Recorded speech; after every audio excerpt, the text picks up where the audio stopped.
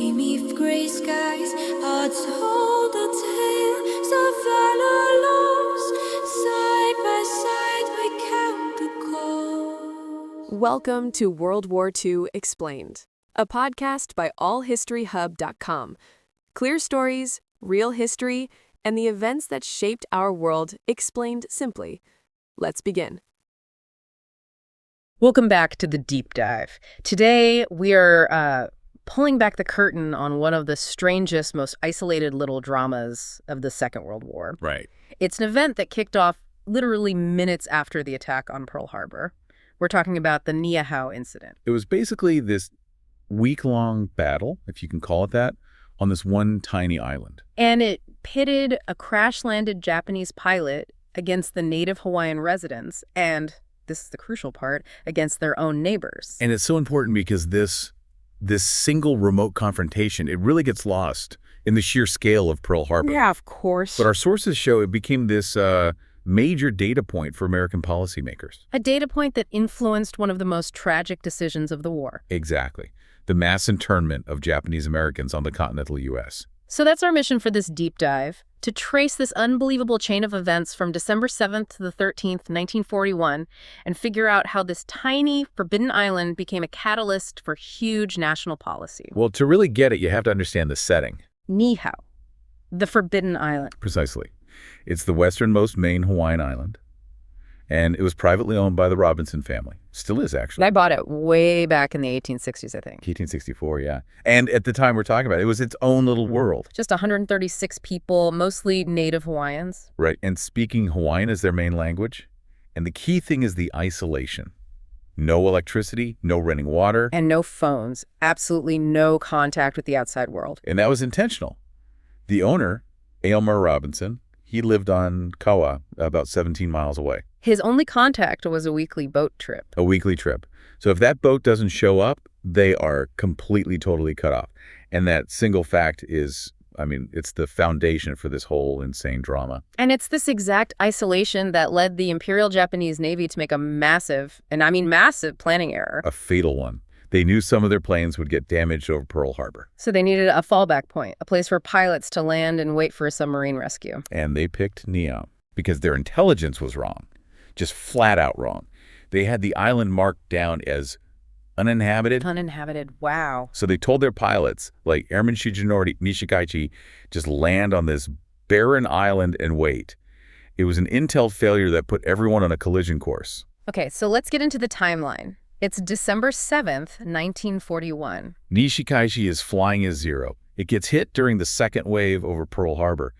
He knows he can't make it back to his carrier. So he follows orders. He heads for what he thinks is an empty island. And he crash lands. It's a violent crash. The plane's landing gear gets snagged on a fence, and it just digs its nose right into a field. So now you have this twisted wreck of a plane and a highly trained enemy pilot standing in the middle of a village he thought didn't exist. And the first person to get there is Hawila Kaliohano, a native Hawaiian. Now, Kaliohano, he knows tensions are high with Japan, but you have to remember... He has no idea about Pearl Harbor. None. Right. But his instincts kick in. He knows this is danger. He acts immediately.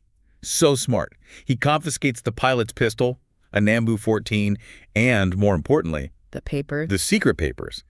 These weren't just maps. They had radio codes, detailed attack plans for Pearl Harbor. They were never, ever supposed to fall into American hands. And this is where the story takes such a bizarre turn. You'd expect total panic. But no. Instead, you get traditional Hawaiian hospitality. It's surreal. Our sources say they actually threw a party for him that afternoon. Incredible, isn't it? They see a crashed plane, a foreign pilot, and their first impulse is kindness. Bring him in, give him food. But they hit a wall pretty fast. The language barrier. Yeah. Nishikaichi barely spoke any English, and they couldn't understand him at all. So they do the logical thing. They go looking for a translator. And they call for Ishimatsu Shintani. He was an Issei, a first-generation Japanese immigrant living on the island. He takes one look at the pilot, they exchange a few words. And Shintani gets it. He realizes instantly that the U.S. and Japan are at war, and he is in a terrible, terrible position. So what does he do? He just leaves. Turns around and walks away without explaining a single thing to the Hawaiians. Just pure self-preservation. So the islanders are even more confused now. So they try again. They send for the only other residents of Japanese descent, Yoshi Harada, an Issei, So he was born in Hawaii, and his wife Irene, who was in Issei. And it's Yoshio who finally gets the full story from the pilot. Pearl Harbor has been attacked. The war has started. And this is the real turning point. Because Yoshio Harada makes a choice. He chooses deception. Immediate deception. He deliberately hides the news of the attack from the native Hawaiians, his neighbors, people who trusted him. He sided right there with the pilot. That one decision just put the entire island in danger. But a lie like that, it couldn't hold for long. Not at all. Later that night, someone manages to get a battery-operated radio working. They're one fragile link to the outside world. And they hear the news, the devastation of Pearl Harbor, all of it. And that atmosphere of, relaxed hospitality? Gone in an instant, replaced with dread and a feeling of betrayal. So they apprehend Nishikaichi immediately. He's now an enemy combatant. And they place him under guard at the Haradas' house. The plan was simple. Just wait for Elmer Robinson to show up on his boat the next morning and hand the pilot over. But December 8th comes, and no boat. Nothing.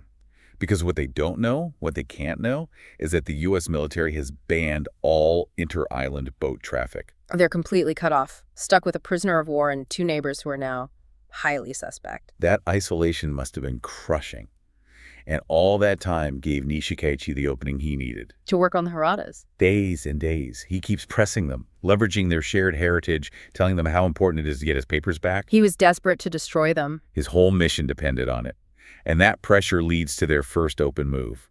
On December 12th, Yoshio Harada convinces Shintani. The first translator, the one who ran away. That's the one. He convinces her to come back and try to bribe Kaliohano for the papers. Shintani actually agrees to this. He does. He approaches Kaliohano and offers him 200 yen. Which was a lot of money back then. A huge amount.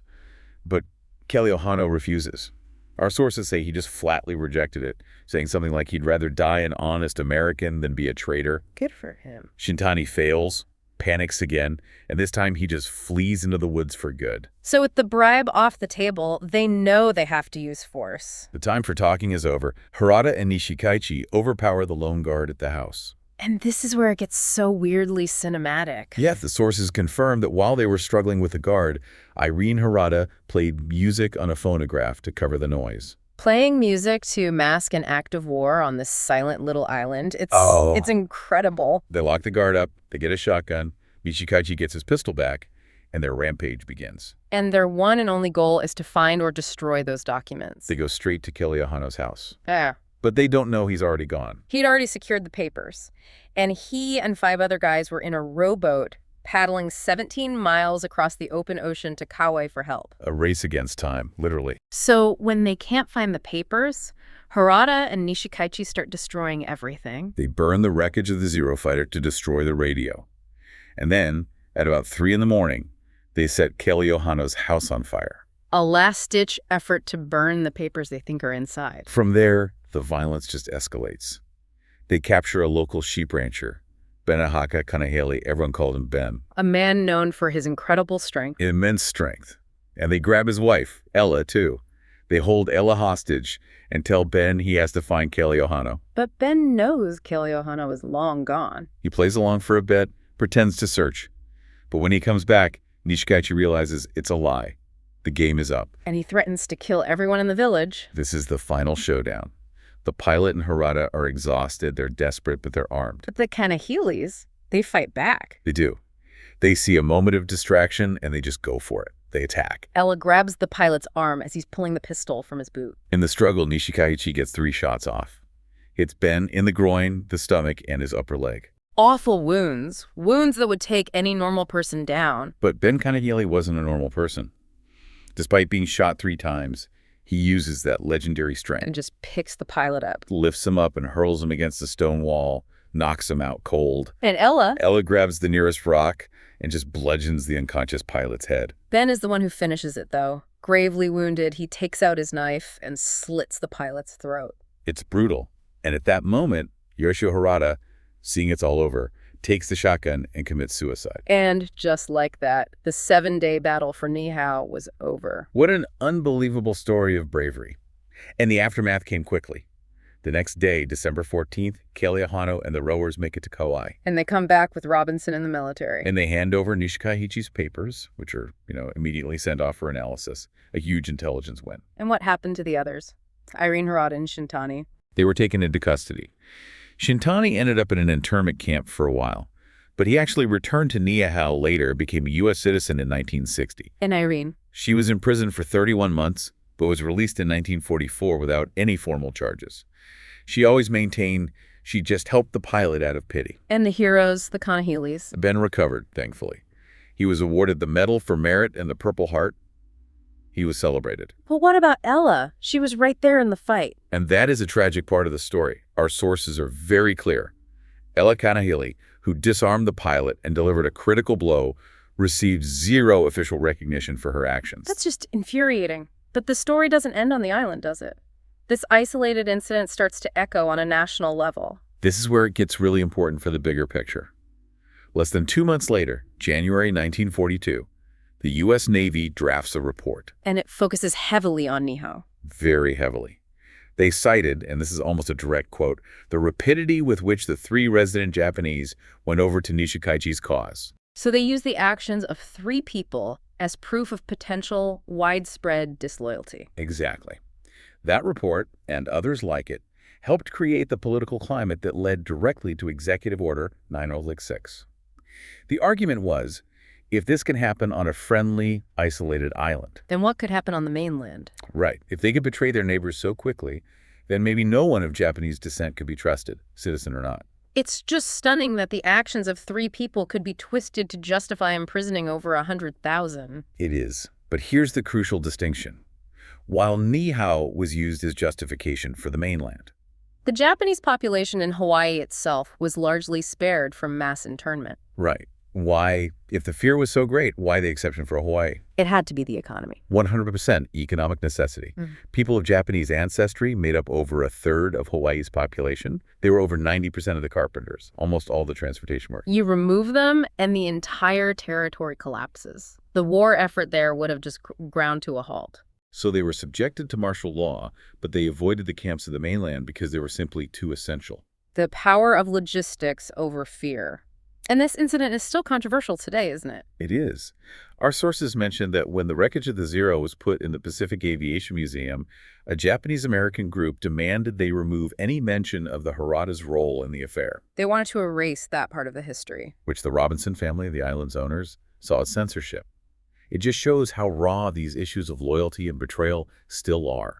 When you step back, it's just a powerful reminder. A single bullet hole in a fuel tank leads to this 7-day war between neighbors that ends up shaping massive high-level policy. The historian Gordon Prange observed that this incident convinced people in the government that, quote, no one could trust any Japanese, even if an American citizen, not to go over to Japan if it appeared expedient. And that's the profound tragedy here, isn't it? It forces you to think about how the citizenship and loyalty of an entire population was judged and ultimately condemned based on one chaotic week involving a few people on the most isolated island in Hawaii. It just shows you how fragile trust really is in wartime and how easily isolated actions can be weaponized. You have been listening to World War II Explained, a podcast by allhistoryhub.com.